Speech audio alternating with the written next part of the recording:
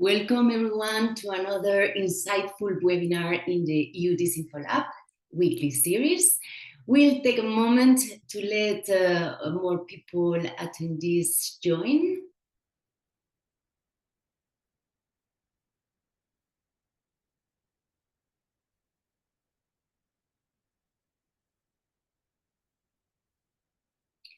All right, it's great to see the numbers climbing. Hello again, my name is Ana Romero. I am a counter disinformation expert at EU DisinfoLab, and today I will be moderating this session titled Clickbait Cures How Meta and Google Fail to Stop Fake Meds Ads. We are thrilled to have you all here. A special thank you to our guest speaker, Aleksandra Atanasova, OSINT investigation lead at Reset Tech. And we also appreciate each of you for taking the time to engage in this discussion. Your participation is what makes these webinars so valuable.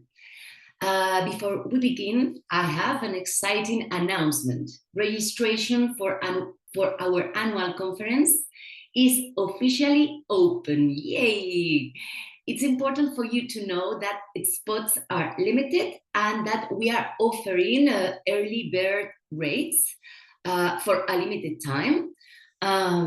We look forward to seeing you all in Ljubljana this October, where we can finally meet face to face. And until then, we will continue using these successful webinars. And before we dive into today's session, I'd like to share with you a few housekeeping rules. The first one would be that to let you know that the Zoom chat is closed, that you should submit your questions via Slido. You can scan the QR code that you see on the screen or go to slido.com and use the password #disinfo. So I remind you, Zoom chat will be closed. And don't wait until the end of the presentation to raise any questions. The slide is open throughout the presentation and the webinar. Then you should know that this session is being recorded and that it will be available on your YouTube channel, on our YouTube channel and our website. And good news, there is a live translation available, so you can enable subtitles in your chosen language by clicking the CC button that you see on the bottom of your screen. And now I hope you are already all logged in Slido, because I have a question for you, dear audience. Where are you joining us from today? From Brussels, Prague, Portugal, Munich, France, Stuttgart, Amsterdam. Okay, Armenia as well, hello. Helsinki, Mars. All right, so thank you for participating in this poll. Now I would like to know, which sector do you work in?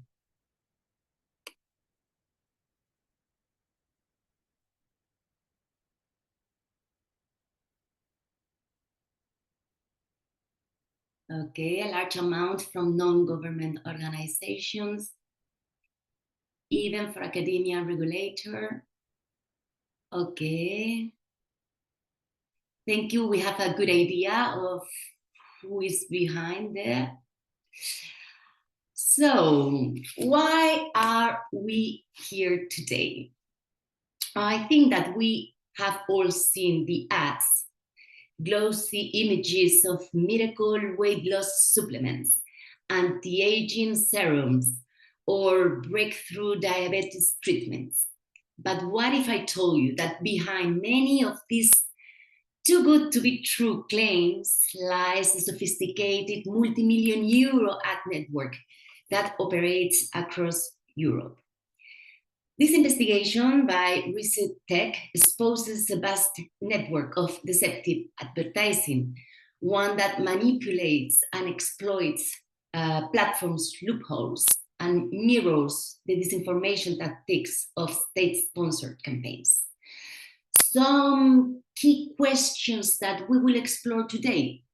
How do these scam operations work and why are they so effective?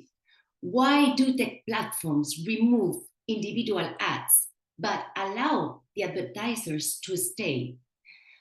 What are the real world harms beyond financial loss of these misleading ads? And what can regulators, researchers, and tech companies do to curb this problem? To help us unpack this issue, I'm honored to introduce our speaker, Aleksandra Atanasova, a longtime friend of EU DisinfoLab. We truly admire her expertise, her attention to detail, ability to present complex topics in a very engaging and accessible way. Aleksandra is a leading expert in foreign influence operation, online threat actors, and deceptive advertising tactics. Before joining Reset Tech, she worked as a marketing consultant and data analyst for private companies and EU institutions. Aleksandra, the stage is all yours. Thank you, Anna, for this lovely presentation and for inviting us to present our newest findings on this ongoing investigation. I hope I will be able to now share my screen. Let me check this thing. Probably you should be able to see now. Can you see?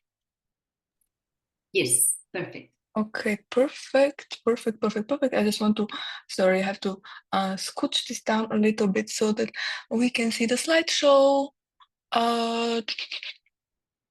Everything good? Yes. Go ahead. Okay. Sorry for this hiccup.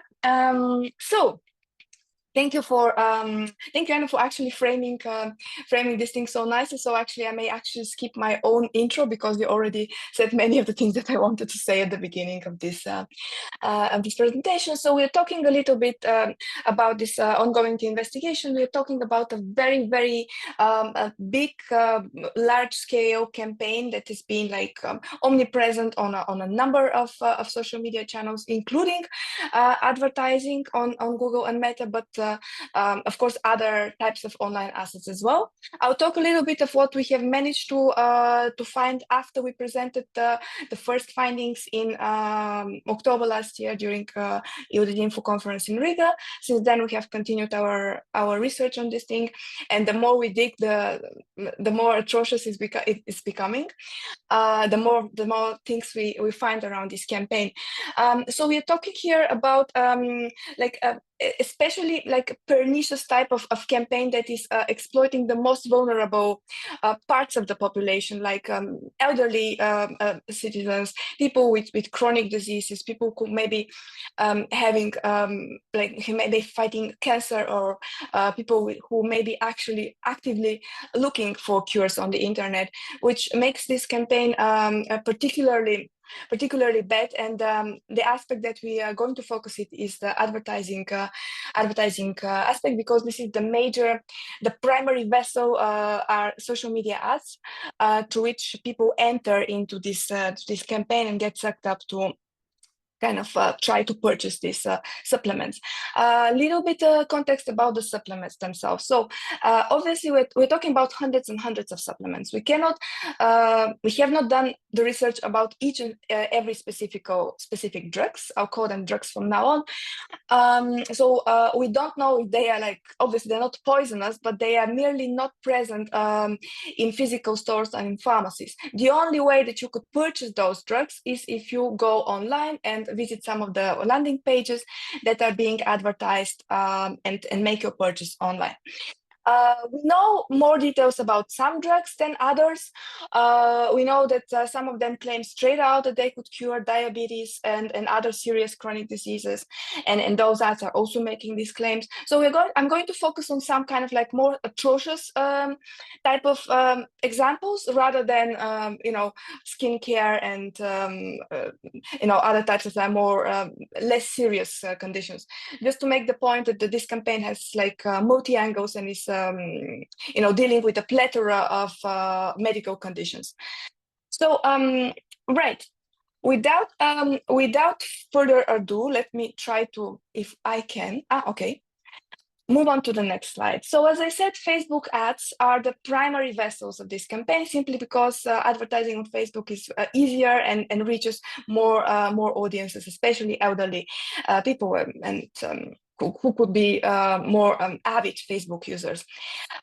We call this investigation clickbait cure simply because the nature of these ads is really like to push sensationalist content and to create type of like clickbaity interest in people who could like click on those ads and land on the pages where they can purchase the drugs. So we're talking about atrocious like stories, for example, like home remedies that are being purportedly used to cure diseases. The ads make pretty bold statements. Some of these, as you can see on my screen, like prostatitis can be gone in 3 days. This cheap pill will restore erection function even if you are 85 years old. Do you have diabetes? Read now. The doctors are hiding this from you. So this type of clickbaity titles obviously aims to lure the audience into the whole campaign. We're talking also about a lot of porn ads. Like obviously, I have not included such visuals in my presentation. I'm just a milder visuals to give you a little bit of an idea. But we're talking about like thousands and thousands of porn ads that are like practically let go to permit on Meta, and the platform is not really moderating such content. And those porn ads may contain video, graphic material, a lot of different things. So home remedy recipes for tackling your health, porn ads, and another type of narrative like stories that are being pushed around is scandals around public figures, mostly medical doctors that are popular in the targeted audience. So I give two examples here. This is the grave is about like the demise of a Bulgarian doctor, and like the art is asking who is responsible for her death. Another tactic is like a story about a life scandal that has unraveled on TV because a doctor has revealed the magical cures, and all the pharma companies have tried to silence her, and she ends up being beaten down by some people that were also in the studio. So those types of like stories obviously do not like refer to some diseases, but they aim to kind of create interest and make people click on the ads. So advertising on Facebook is like one of the most important angles of this thing. If we have to close to make a little bit like a bird's eye view about this campaign, it's not only Facebook ads. We have like the paid campaign is running on Google as well. We have native ads. I will probably not be having time to dwell on this. Native ads that are placed on websites of reputable media outlets such as Politico, Euronews, you name it, using this kind of third-party providers that make the placements there. We're talking about hundreds of thousands of ads. But this is a multi-channel marketing. It's not just Facebook, Google, and some kind of paid ads. This whole ecosystem exists on top of the ads to give a veneer of legitimacy to those drugs. And I'm talking about like here simple content farming as well as more sophisticated content producing tactics that exist around different websites. We have thousands and thousands of such websites that exist just to ensure that people kind of like discover interesting information and they think that these drugs are valuable. We have YouTube channels, we have Amazon, Quora, Telegram groups, WhatsApp group, Pinterest profiles. Pinterest is, by the way, very good for search engine optimization purposes. We even have SoundCloud profiles that kind of promote some of those drugs. So practically every possible social media platform is being exploited to place such promotional content around these drugs. This is what we call the fake authority ecosystem, existing on top of the advertising just to legitimize and to endorse this thing online, so that people who actually end up seeing those ads can Google and find valuable information about these drugs and be ensured that they are buying something that is legitimate. So I'll talk about both of those types of promotion, but let's start with the advertising first. So as I said, Facebook is, Meta is inundated with these ads.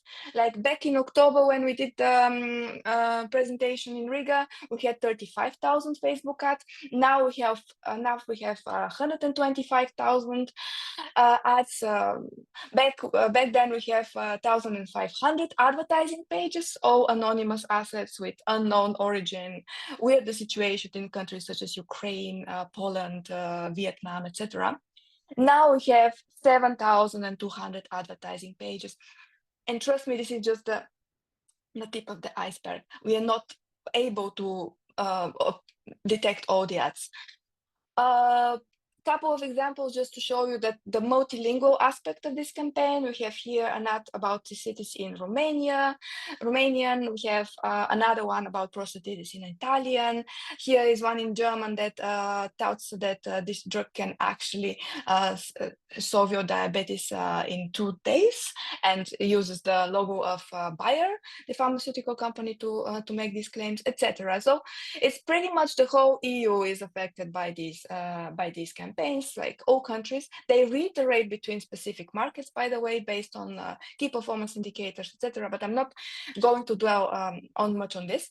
As I said, the page admins are very much like murky. Like we don't really know where the pages are being operated from. Like, they're just like anonymous. We'll talk about the advertisers a little bit more. And those ads are practically running rampant on Meta. Google, same thing, but we are restricted a little bit by Google's functionalities in their ad transparency center in finding those ads. We have hundreds and hundreds of those ads. Mostly they are search ads, which means they are placed after the result of the after you look by keyword on Google, you have first the sponsored content, and then you have like normal content. So these are the placement on search ads. Mostly like when you look by the name of those medicines, you can find a lot of sponsored search ads. We also have other types of placements like discovery ads on YouTube or display ads, but we are limited in our capabilities to scope out the campaign on Google simply because we cannot look by keywords in Google's ad library. We also have a large YouTube networks of 800 channels that is existing on top of this to kind of promote videos about those drugs, etc. I don't have time to explain this in details, but just to give you more examples of about search ads for Google. So the way that we do it is we just like take one of the drugs. Let's say that we're interested to see what Femixal is, which purportedly can cure urinary infection.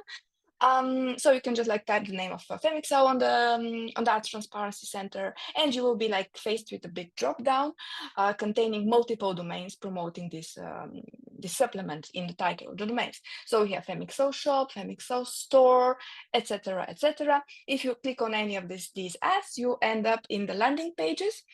Here are 2 examples of landing pages that are created on the 6th of August in Slovak and Romanian, and promoting this drug. So here we have like on the landing page, there's like a permanent promotion, 50% off.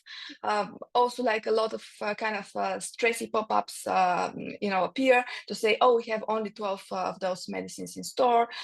Rush to make your purchase because it's not, everything is on sale. So a lot of like urgency is being created by this campaign.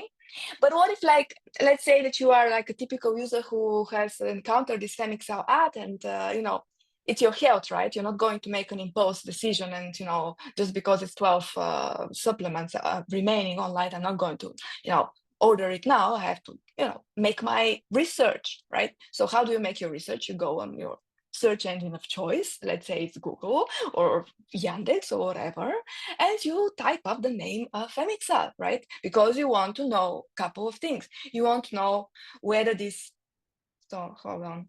Yeah, you want to know whether this drug is legit. You want to know what is the composition. Does it work effectively? How many people have tried it? Do we have like patient reviews, opinions, price? Where do we buy it? Is it a scam? You also want to know this.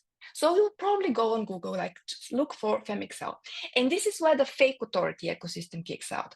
Like we have like hundreds of pages, like fake pages, websites that are being created as this type of like domain that I'm showing you here to fill up the data void between you purchasing this drug and you learning more about it beforehand. And here we have a very pernicious tactic of domain snatching, which happens on a large scale. Numerous expired domains have been recaptured, purchased from the operatives behind this campaign, and repurposed as online vendors or those type of like opinion websites or fake review websites. These domains, interestingly, I'll show you a few examples, are all kind of like previously belonged to reputable medical institutions, hospitals, could be like awareness raising campaigns on I don't know, diseases such as cancer, research centers. A lot of these domains were related to reputable entities. So to show you a couple of examples. Can you see? Yes.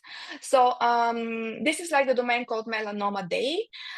It was created 2014 as a project between the Slovenian Dermatologist Association and La Roche-Posay during their like raising awareness about skin cancer. This is how the website looked like in 2015. The screenshot is from the web archive. You see everything is about melanoma. We have the logos here of the organizations, La Roche-Posay, the Dermatologist Association. 2020, the domain was kind of ditched by the owners and it was already on sale. I mean, you can see here from this screenshot, it was already able to be purchased. Likely those are kind of like third-party like companies that purchase domains such as sketched.com, etc., and then resell it to the campaign owners. And by 2025, we already have Femixal being promoted on this domain. There's like a whole pharmacy section being installed there where you can buy hundreds of other drugs similar to Femixal. I'm having trouble to switch off. Okay, another example is London Research Institute.uk. This was a cancer research by Cancer Research UK was the organization, and the entity is London Research Institute, which by 2016 actually dropped their domain. Here you have actually kind of like announcement that they merged with the Francis Crick Institute as part of a consortium. So they kind of moved to the other website. The domain was free to purchase. Here by 2019, it was kind of open. And now we have Femixal being installed on this domain and sold together with various other drugs. Dolphin Therapy EU Medical Center in Turkey, same story. Here, even if we look at the registration of the domain, we see that someone from catch.com actually bought it, and then the same company resold it. We have several leads pointing to this reseller.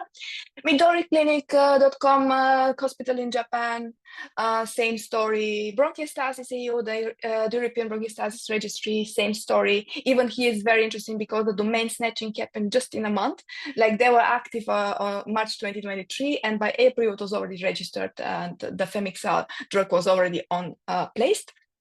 And like one of the first one that we discovered, Apropos du Cancer, this is a French website, informational website on cancer, launched by the University of Lyon together with Roche. You see that here is interestingly that they didn't even change the design of the website. If you click on this domain, you can still learn a lot about like cancer, a lot about this kind of initiative that was announced back then. And it's just this one tiny section called pharmacy is where you you can actually purchase those drugs. And we looked very closely at the source code of this website, and we found interesting links such as Yandex Metrika, which is the Russian similar to Google AdSense, so for measuring performance of the traffic of this website. And we found also a little bit of leaks about written in Polish, which was the name of the screenshots, the images that they used on this new section, pharmacy. So we have like different expropriation of domain happening. Why are they doing this? Obviously, they want to ride the wave of a good SEO. Like those type of domains have good traffic, have already backlinks that are working, that have that perform better in search engines. But the more vile stuff is that they're actually riding the brand identity of those entities, because even like, for example, with the French website, we see that nothing has been changed. The logo of Roche is still there. The logo of University of Lyon is still there. So they're practically exploiting this kind of authority by the legitimate medical brands to use those drugs. So what happens further? Let's say that we have product review websites, I don't know, dozens of them for this drug called cardiopherol. Most of those websites, when you click on those reviews, you just end up on the landing page where you can buy direct purchase. Landing pages are a whole different story. We have a lot of them.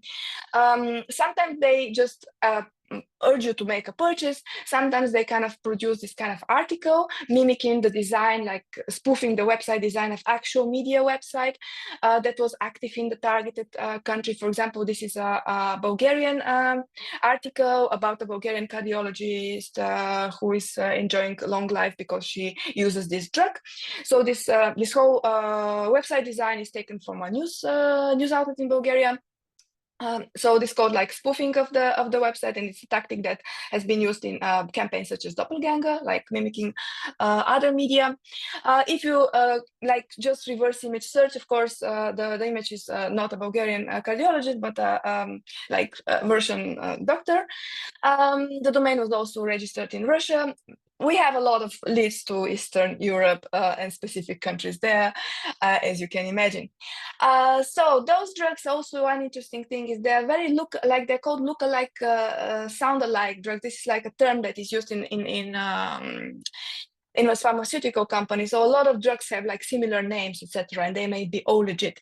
But the actual problem here is that those are dubious drugs that are not sold on pharmacies. So they're practically talking a little bit about trademark infringement here. Here's Cardio Forte, which can be bought, which is produced in Italy and can be bought in pharmacies across the EU. Here's the evil twin Cardio, which is the dubious Lassa drug, which can be purchased only online. And luckily, you have a chance because it's 50% off today.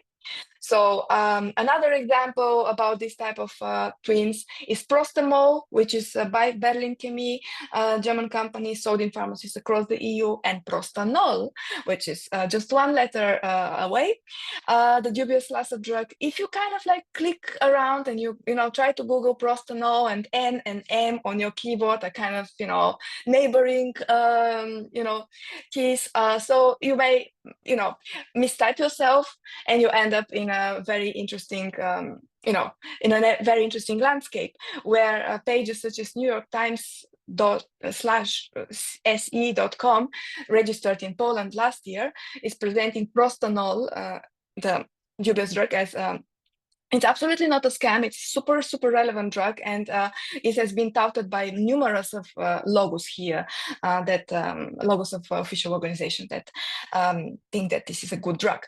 So practically, this is how this whole campaign operates. Tactics, as I said, many of those I've already mentioned. The clickbaity title, the home remedy. This is a very good stuff. I mean, use more garlic, or just make this concoction and treat diabetes. People are, lured to click. They end up on this landing pages. A lot of those ads contain impersonated medical doctors, celebrities, pharma logos. I'll show you a couple of examples. The landing pages and snatch domains are whole complete other stories. We have also a lot of those websites that create sections for fake patients reviews. I'll show you one example where hundreds of photos are being kind of stolen and used with fake names to create the idea that people are actually happy after using this drug. And voila, if this pathway, like this user marketing journey does not convince you, you can first buy things like Vortex, which I think treats parasites. Buy it now until it's still on stock. We have over 100 advertised supplements on Meta. We really lost the count because sometimes those drugs are not really mentioned in the copy of the ad, so we have to click, and we have, like, as I said, hundreds of thousands of ads, so we can't really count them. We focus on specific examples. So, couple about like impersonation. This campaign is so weirdly kind of patched that sometimes, like, a public figure like a doctor who is very popular in the country is promoting something that is absolutely out of his expertise. Like, he is like a Spanish surgeon who is promoting Viagra. He's a neurologist from Belarus who is promoting something about urinary incontinence, etc. So it's a bit like a, hotspot of different types of faces that are being used on this campaign. I find it specifically noteworthy to mention that we have a lot of doctors and celebrities from Russia, Ukraine, Belarus being used, together with impersonated individuals from the EU, over 400. But practically this is just the ones that we could recognize and extract from the copy of the ad. So we have probably way more impersonated people there. Misuse of company logos, already said. We have Pfizer, we have Bayer, we have a lot of Roche as well, have a lot of pharmaceutical companies. Pages are weird, coming from Ukraine, Pakistan, etc. Clickbaity catchphrases. Quickly here, one of my favorite one is, why are the pharmacies silent? This type of catchphrase is being repurposed and translated in numerous languages, not only EU languages, and just being promoted across Meta. Also type of like catchphrases that prostatitis disappeared, pharmacists hide the truth about something. How can you restore your hearing on your own? I will share my method and you'll be cured instantly. So we just like look at these key phrases and you could find thousands of such ads. Website spoofing, already gave you a couple of examples. Here's how the landing page looks like. Again, it's impersonating a news outlet in Bulgaria, VestiBG. If you reverse image search, the images are taken from Russian websites. So here's like about a drug about cleaning your blood vessels.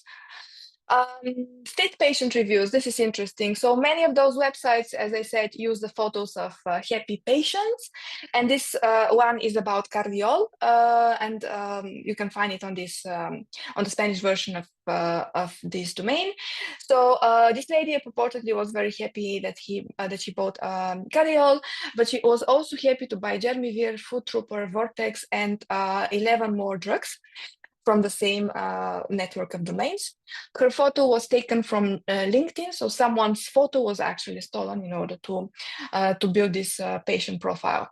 And this is how people who are looking for endorsements by actual patients end up buying very suspicious things. Facebook advertisers, Anna already mentioned at the beginning, we're talking about anonymous pages pertaining to huge networks of automatically created pages. Like, these are burner assets that are used exclusively for running those ads. Those pages have no followers, no posting activity, nothing. They are very easily to be recognized as part of one network because many share common branding, username patterns, etc. Trust me, 7,200 pages is just like a very tiny fraction of what's actually going on Meta. Couple of like examples here. Here's like one of these networks that exist and is using photo taken from FreePic about a doctor. Here is like 2 more networks. It's interesting that like over 2,500 pages are using Estonian details, like contact details in their bio, information which we find extremely interesting. And we researched a lot about this Estonian network. We also have like different other types of networks advertisers. Like, for example, here we have, like, obviously these are automatically created assets using scripts or bots to just populate the pages with content and come up with a similar username, similar like branding strategy. Here, similar intro sentences are being used.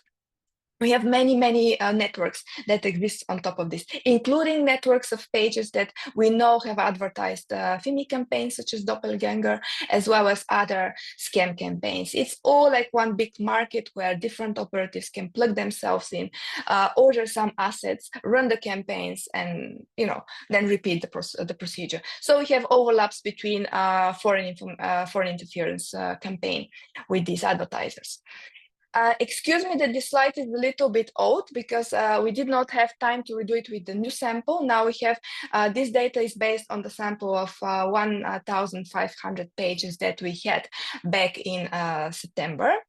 I'm pretty much ready to bet for a large sum of money with anyone that if we rerun the thing with our news data 700 pages, to end up with very similar results. So Meta is silently removing those scam ads, but leaving the advertisers active, and the bot networks that are providing such assets are also active. Practically, if the page has run 50 ads, the 50 ads are deleted, the page is clean slate, you don't know what is happening there, and the page continues to run more new ads after a while. Why not? So we have our deep problem is that unless Meta removes the active advertisers, this campaign is bound to continue. We have to state that the platform indeed does content moderation on some of the ads. They are being removed, but this does not solve the deeper issue. It's like a whack-a-mole strategy, just to kind of like remove content as it gets promoted. But until you address the advertising ecosystem, nothing is going to change, and this campaign is going to continue with new assets. I want to make here the announcement that ResetTech is going to publish one report soon on such fake networks of Facebook advertisers, which contain millions of assets. So probably you can check us out in a month or so when this report will be out, to learn more about this kind of advertising ecosystem and how it sources out different assets. So last thing to note. We are talking about systemic risk here. Let's be clear, protection of public health is already evaluating the Digital Services Act in Article 34. Platforms are supposed to be running an assessment around this campaign. This campaign is just incredibly harmful because it directly affects people's health, targeting incredibly vulnerable, as I said, population. But what do we do as active measures from Meta and Google? No transparency in the ads library, undisclosed budget of those ads disappearing, advertising remaining active. Meta has a strict CIB policy, coordinated inauthentic behavior. Those networks run in coordination, however, they are not being deplatformed. Google has opened their ad library, and you can look by it, but keyword search is not a functionality, so we are very much hampered to understand the true scale of the campaign on Google. We also have problem with ad creatives and ad budgets not being shown on those Google ads that we find. We are hampered to understand what actually is being advertised. And of course, in Google, just as in Meta, we have the problem of disappearing ads, like those archives exist for some times and then they disappear. We don't really know, unless you kind of like spotted them before, you cannot really know how much money and how big this thing is. Both Meta and Google have a very strict scam and fraud policy, and this is a big scam campaign. So practically, again, like, this campaign practically violates all of this, all of the policies, and also represents a systemic risk as far as the DSA goes. So I don't know how I'm with time, but thank you for this. I hope I was able to tell you everything. Can you hear me? Yes, Aleksandra. Oh, sorry. Okay. It's been a fantastic presentation. Thank you very much because you have highlighted how these fraudulent ads don't just target individual consumers, but also manipulate the entire digital ecosystem. So now let's open the floor for questions. Remember to submit yours via Slido, so you can scan the QR code or go to slido.com and you can use the hashtag disinfo. To kick things off, let me ask the first question, Aleksandra. Since these ad networks evolve rapidly and use tactics similar to foreign influence campaigns, do you think their sole motivation is financial, or could there be other strategic interest at play?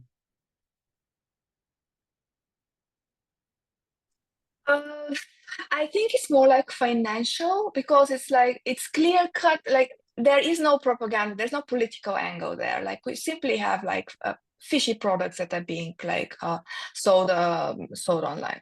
In terms of like scale, if I compare, because we did a lot of work at Reset on the doppelganger campaign, like if I can compare the scale with this campaign, it's way bigger than doppelganger. It's been like more pernicious, like way more advertisers are being employed, way more budgets are being flowed into this. So I think that practice like is a very much commercial interest. Also, if we consider the whole ecosystem that exists to bolster the legitimacy of those drugs, I would not say that there's like another, propaganda aim, if this is the question, to be honest.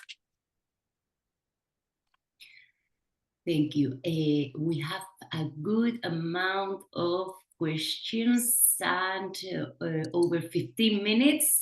So let's start. I'm trying to put some order in here. All right. Let's start with this one. Beyond Meta and Google, have you, Aleksandra, observed these tactics on TikTok? Some say the platform's review process are stricter. Have you found that to be the case? Right. So if you're asking about TikTok ads, we have not found ads. It doesn't mean that this, as I said, like there are multiple accounts that are kind of like promoting this, and most of the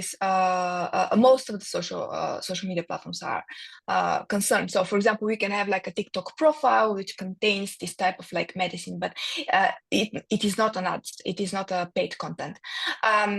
So I cannot say that we are seeing the same on TikTok, but it's not like exclusive that we may have ads there. We simply have not spotted such things at the current moment. Okay, thank you. We have two very similar questions that I'm gonna read them both. So first one, Meta and Google remove the ads but allow the advertiser accounts to remain active. Why do you think they take this approach? And then there is another person that says platforms remove deceptive ads but allow advertisers to remain active. How is that possible? Is this a policy loophole, or is a deliberate business strategy? Yes, right. Love these questions. Thank you. I mean, how is this possible, really? Like, I'm also asking the same question. So to me, obviously platforms are gaining money from this. Like, we cannot even estimate how much money the platform is gaining, because Meta does not disclose budgets for commercial ads. Neither does Google.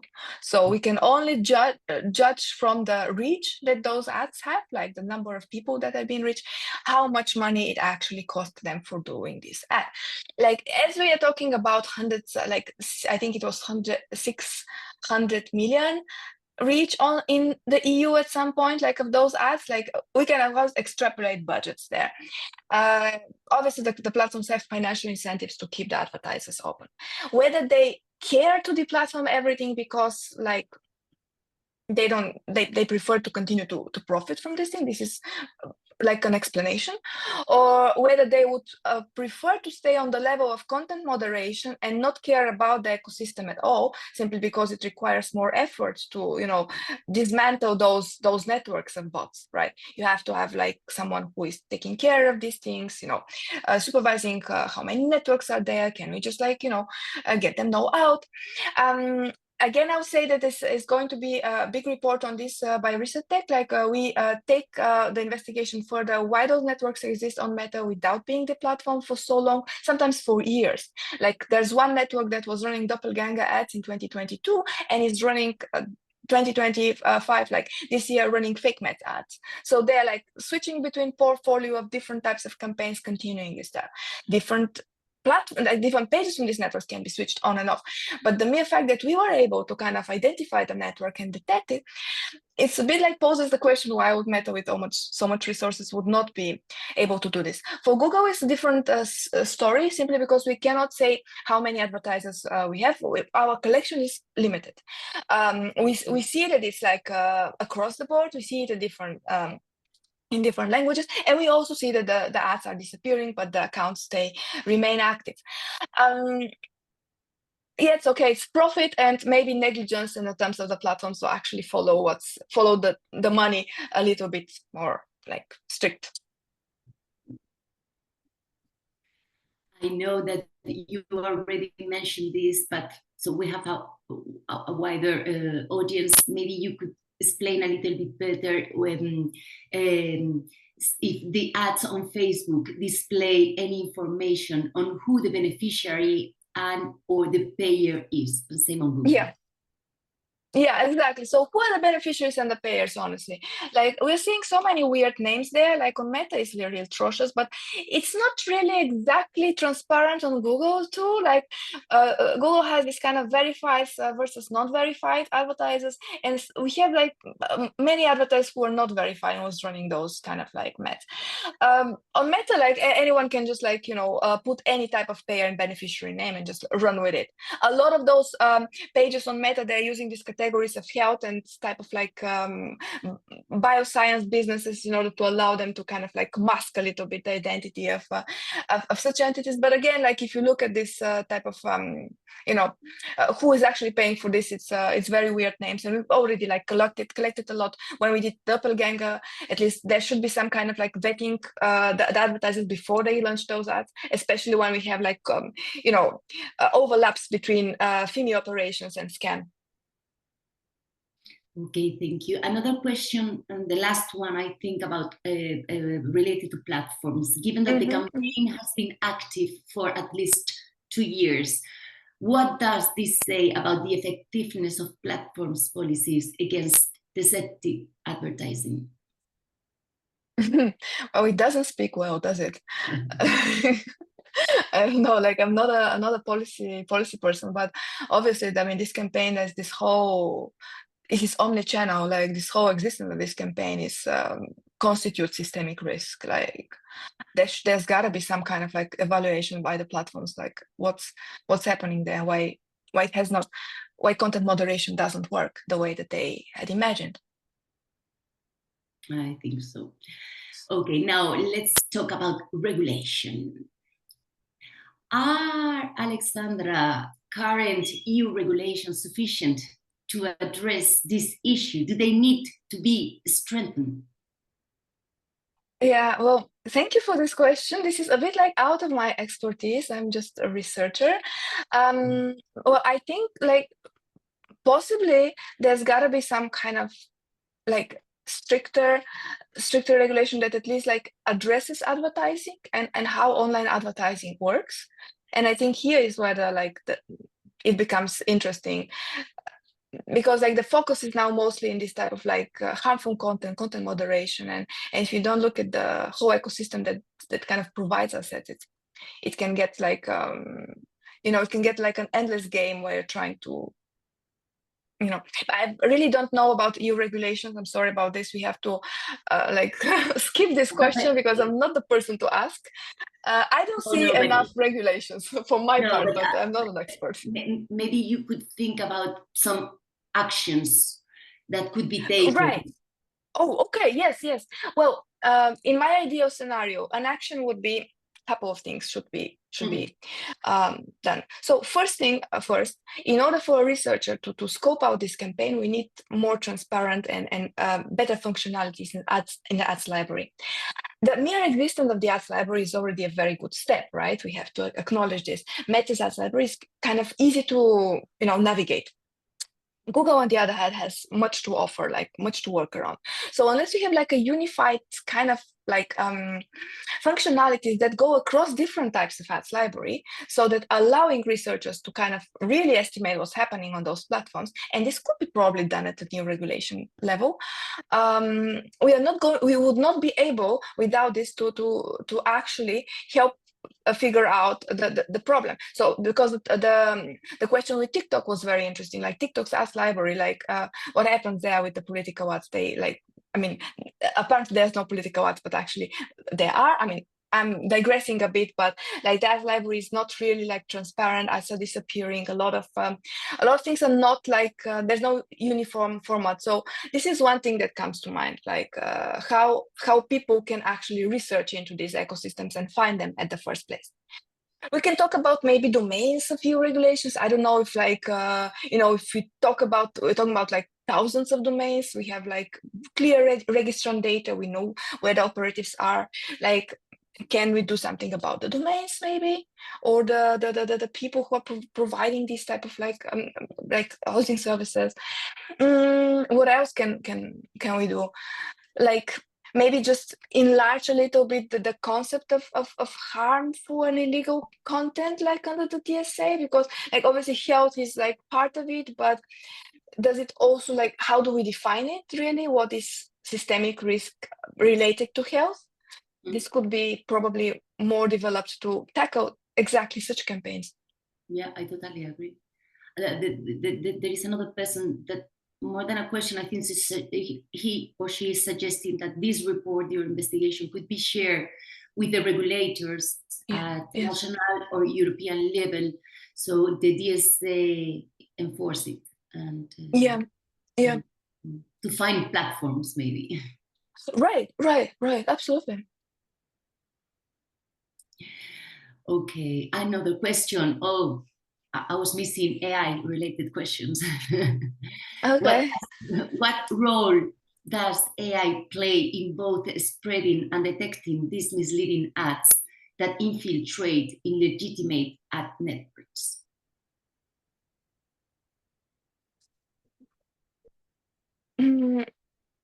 No, we have not really, like, I cannot identify like a clear AI angle here to answer this question, to be honest. Like, I do not think that they are using, like, probably they may be using for some kind of like translation or whatever, but like our focus was never on this. Like, we were never kind of like looking to find these like AI angles in either on visuals or on copy of the stuff. Like, we don't think that maybe, but practically, I don't think it's a big role in this specific campaign that I could talk about. Okay, fantastic. I'm keeping the last minutes of this Q&A session for more personal questions. Personal questions, I love no, it. not personal, but more intimate. Wow, Aleksandra, this investigation has a long way to go. Can you walk us through how you first discovered this campaign and what initial red flag stood out? Yes. So we first discovered this campaign while we were working on Doppelganger, again, to reference back the overlapping between accounts. Because if you look at some of the pages that were running the ads, we have like very specific patterns of those page usernames. So if we started looking by usernames, and this is how we discovered multiple campaigns that are run by the same pages that were doing Russian propaganda. We have like investment scam, investment fraud campaigns, different types of sweepstakes, this fake math stuff, and many other like types of stuff. So this was my entry point in this. Like, while working on Russian propaganda, you also discover a lot of scam. My initial red flags were kind of like more from this type of like visuals, and this type of like, we did a lot of reverse image searching at the beginning, like just to see who are the people behind this, who are the fake reviewers, who are this type of like impersonated entities, to identify that those are like actual doctors, medical professionals whose faces are being used behind this.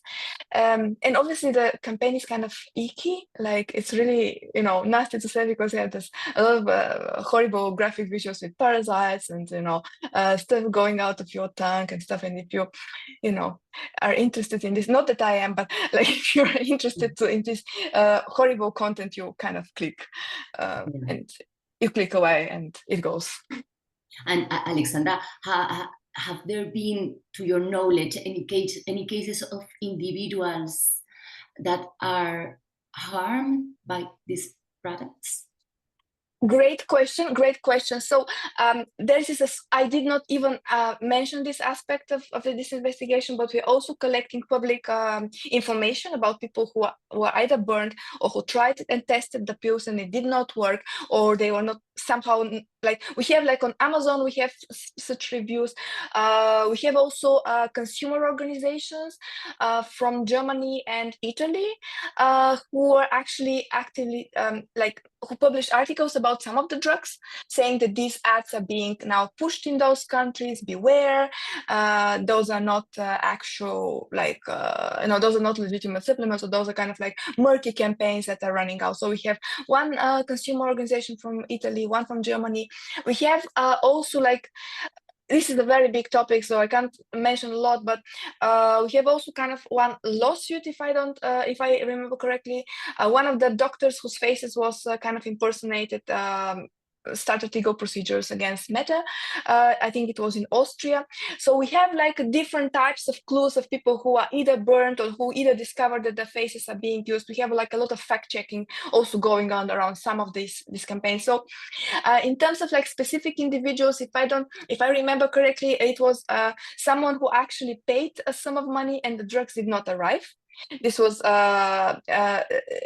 part of this campaign, but I discovered this a long time ago. So specific cases, yes. In the public, practically you have to go through a lot of this kind of like fake websites ecosystem in order to find this type of likes. Because if you Google the name of the drugs, you're kind of inundated with false websites, and you have to sift through it, and maybe you'll find other information about those drugs in legitimate outlets. There are such instances, yes. Mm-hmm. We are running a lot of time and there are so many interesting questions. I like this one. Okay. For my mother and my little sister, which tool or methods can they use to stay away from this health? Yes. Thank you so much for this question, because my mom, who doesn't have Facebook, was recently approached by her neighbor who told her a very interesting story. Did you know that a doctor was beaten live on TV and because of something? So people like just word of mouth, the way that it permits on Facebook is just atrocious. So my mom, who was not, informed about this campaign, she said, "Oh, no, really?" And then she comes to me and says, "Oh, the doctor was beaten." No, my mother, no, this is a campaign. Good luck explaining to even senior citizens what's actually happening. Like even I was tricked when I was entering this type of websites that were spoofing legitimate medical stuff. So I go to aproposducancer.fr and I said, oh my god, it was all legal from the very beginning. Here's the Roche logo, here's the logo of University of Lyon, the website is still on and they are selling Femixal. What is happening? So I had to do 10 minutes of research to see that the project was dropped 2 years ago. But in the beginning, I was really, hooked myself. So yeah, it's very, very, very, very bad. And they are very cunningly exploiting pain points and vulnerable spots in people. Yeah. Thank you, Aleksandra. Yourself. We are almost at the end of our session. I don't know if you have any final thought to share, what needs to be done to tackle this issue. We've covered many things already, but yeah. Well, we will continue to follow this campaign and we will continue to see who are the operatives. Like we will pay close attention to this campaign, how it involves and what type of assets are being used. We have not discovered all the websites out there. So this is our next project to move on to see what's also happening. And I think we'll be very public with this investigation. So hopefully something will move from the regulator side or law enforcement to actually attack the people doing this type of affiliate marketing stuff. Fingers crossed. Thank you. So before we wrap up, a quick reminder to all: registrations to the EU DisinfoLab annual conference in Ljubljana are already open, spots are limited, and early bird rates are available. Next Thursday, another webinar on the 3rd of April on safeguarding information integrity, TSA in action, with Lubos Kupis from the European Commission. The following week, on the 17th of April, Demetris Paschalidis will present Barossa to Vegas, fueling real estate usurpation on occupied lands through disinformation. And on the 30th of April, Sam Jeffers from Who Targets Me will be exploring political advertising data. Aleksandra, thank you very much for being here with us again. Thank you. And thank you for all of you behind the computers. Thank you for joining us, and see you next webinar. Bye-bye. Bye.